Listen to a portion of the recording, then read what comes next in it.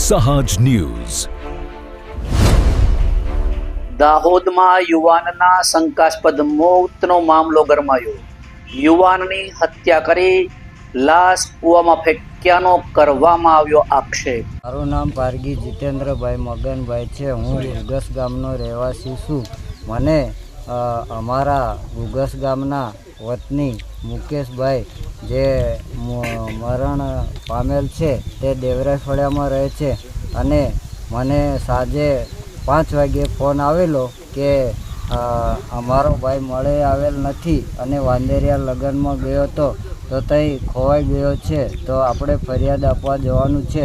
તો અમે ગામના 5, 6, 7 જણા અને બીજા એમના કુટુંબી બધા ફરિયાદ આપવા ગયેલા. ત્યાં અમને બધાને પોલીસે બહાર તમે બેસો એમ કરીને બહાર કાઢી દીધેલ અને જે મુકેશભાઈ મરણ પામેલ છે એમની પત્નીને અંદર બોલાવી એમની રીતે ફરિયાદ લખવામાં આવેલ છે અને ફરિયાદમાં જે કંઈ બોલેલા છે તે લખવામાં આવેલ નથી અને ખોટી ધમકીઓ પોલીસે આપી અને ફરિયાદમાં એમની રીતે લખાણ કરી અને FR ખોટી કરી અને મોકલી દીધેલ. અને બીજે દિવસે અમે જ્યારે કૂવામાંથી લાશ મળી ત્યારે અમે ગામના બધા આગેવાન અને કુટુંબીજનો દેવરાઈ ફળિયાના ગુગસ ગામના અમે પોલીસ સ્ટેશને ગયા. ત્યારે ત્યાં પોલીસ સ્ટેશનમાં અમને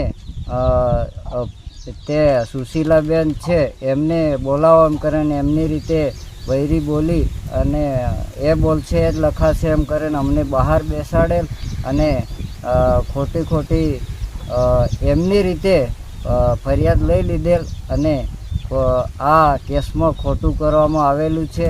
અને જે એમના મુકેશને વાગેલું હતું એ અમે જોયું. પછી કાનના 2 કાન તૂટેલા હતા, આંખો ફૂટેલી હતી, મરકી પહેરેલી હતી એ પણ નથી અને બોરિયું પહેરેલું હતું એ પણ નથી અને ફરિયાદમાં એવું કશું પણ લખવામાં આવેલું નથી. અને બીજે દિવસે અમે ફરિયાદની કોપી FRની માંગવા ગયા તો FRની કોપી લેવા ગયા ત્યારે અમને ધમકી આપવામાં આવેલી કે તમે જ્યાં થયા ત્યાં કરી લો અને આ તમારી નકલ છે કોપી એમ કરીને કોપી આપી દીધેલી. અને આમાં જે અમારે FRમાં લખવાનું હતું એ કશું લખવામાં આવેલ નથી અને આ ભાઈનું કાયદેસર મર્ડર કરી દેવામાં આવેલું છે અને એમાં કશું પણ લખ્યા વગર આ FRને ખોટી બનાવી રફે દફે કરવાની કોશિશ પોલીસે કરેલ છે. તેથી અમારા ગામના આ ગરીબ માણસને સાચો ન્યાય મળે એવી અમારી માંગ છે.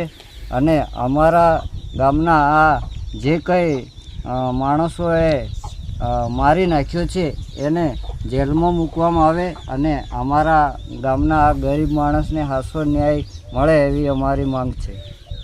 અશ્વિનભાઈ લવજીભાઈ છે. આશરે તારીખ 15/4/2026 ના રોજ અમારા વાંદરિયા ગામે મારા ભાઈ જોડે ડીજેમાં ઝઘડો થયો. ત્યારબાદ અમે લોકો અમારા ભાઈ ડાંગી મુકેશભાઈ લવજીભાઈ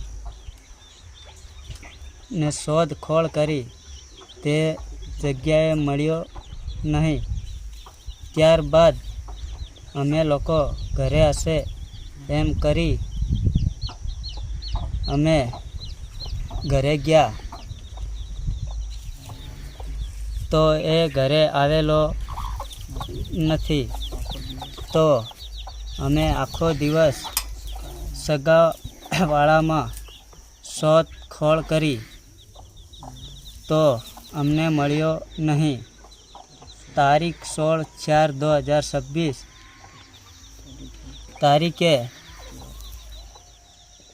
તારીખે તપાસ કરી આખો દિવસ પણ મળ્યો નહીં. પછી તારીખ 16/4/2026 7 વાગ્યે પોલીસ સ્ટેશને ગયા. ત્યાં કાસા કાગળમાં અરજી લીધેલ પછી અમે તપાસ કરીશું એમ કીધું ને તમે ઘરે જો. પછી સવારમાં વાંદરિયાથી ફોન આવેલો ગરાસિયા સતીશભાઈ નામાંથી કે તમારા ભાઈની લાશ કૂવામાં છે. અમે ઘરેથી અમારા કુટુંબના માણસો ગયા અને ગામના 15 જણા ગયા. ત્યાં વાંદરિયા કૂવામાં રાવળના કૂવામાં તરતી લાશ જોવા મળી. પછી પોલીસને ફોન કર્યો.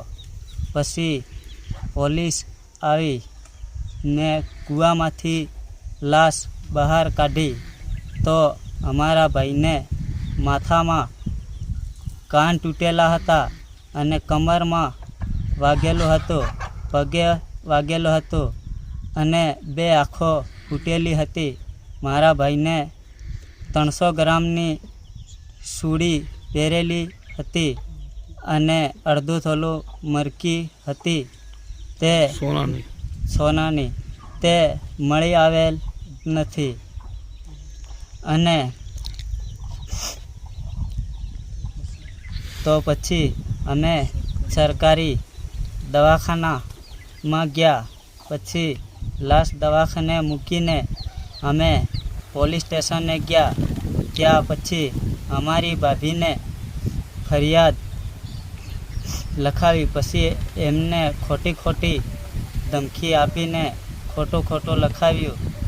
એમ કહ્યું અમે જે લખ્યું હતું એ લખાવવામાં આવ્યું